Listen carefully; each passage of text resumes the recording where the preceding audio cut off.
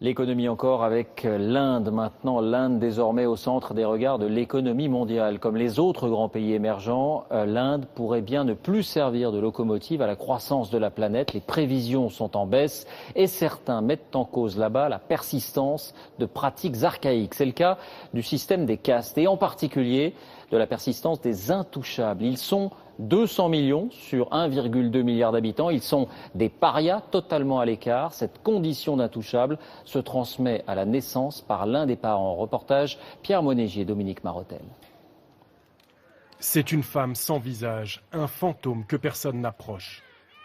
Reshma Bai est née parmi les Valmiki, la communauté la plus basse chez les intouchables.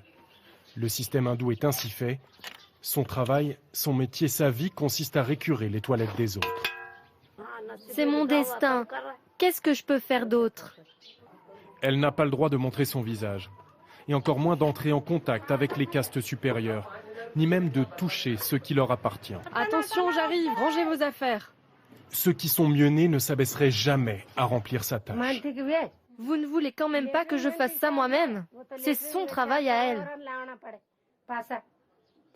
Chacun son rôle, chacun sa place. Les membres des basses castes vivent à l'extérieur du village. Les hôtels, restaurants, coiffeurs, ainsi que les temples sont interdits à ceux qu'on appelle les Dalits, les opprimés. Pour boire, ils doivent se contenter de ce point d'eau insalubre. Et le thé, la boisson nationale, leur rappelle à chaque gorgée l'apartheid qu'ils subissent. On doit boire dans des verres à part. Comme on est intouchable, personne d'autre n'accepterait de boire dedans. Il faudrait les casser. La discrimination selon la caste est interdite par la Constitution. Mais dans les campagnes où vit 70% de la population indienne, les traditions ont la vie dure et gare à ceux qui voudraient remettre en cause l'ordre établi. Moi, j'en avais assez de faire des tâches dégradantes. J'ai voulu changer de travail. En représailles, on a brûlé ma maison. Selon les associations, le développement économique n'a fait qu'accentuer les inégalités. Regardez, derrière moi vous avez l'Inde moderne, les éoliennes, le développement. Et au pied de cette modernité, vous avez des gens qui sont encore traités comme des sous-hommes. L'Inde pratique pourtant la discrimination positive. À l'université, en politique, dans la fonction publique, des quotas sont réservés aux intouchables. Mais selon ce sociologue, cela aurait pour effet pervers de renforcer les divisions. On est dans une situation étrange. Les gens de la classe moyenne se sentent menacés par ceux qui viennent d'en dessous d'eux.